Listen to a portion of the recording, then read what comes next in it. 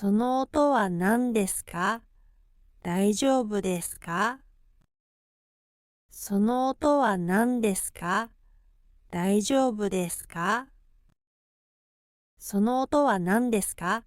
大丈夫ですか？このローラーは祝い本当にひどい。このローラーは祝い本当にひどい。このローラーは祝い本当にひどい。あなたは赤ん坊のように叫びます。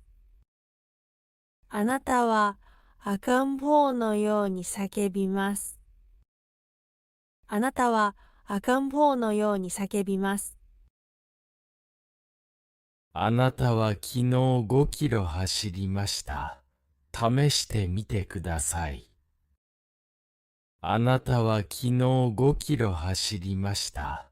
試してみてください。あなたは昨日5キロ走りました。試してみてください。真の男は痛みを感じない。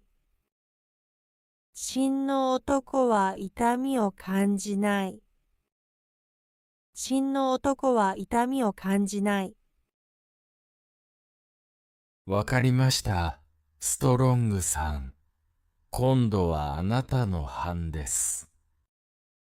わかりました。ストロングさん。今度はあなたの番です。わかりました。ストロングさん。今度はあなたの番です。これはとても簡単そうだ。私を見てて。これはとても簡単そうだ。私を見てて。これはとても簡単そうだ。私を見てて。気をつけてください。これはゲームではありません。気をつけてください。これはゲームではありません。気をつけてください。これはゲームではありません。ああ、神様、私にそうだ。ああ、神様、私にそうだ。ああ、神様、私にそうだ。ほら、痛いって言ったでしょ。ほら、痛いって言ったでしょ。ほら、痛いって言ったでしょ。私の足が燃えている。助けて。私の足が燃えている。助けて。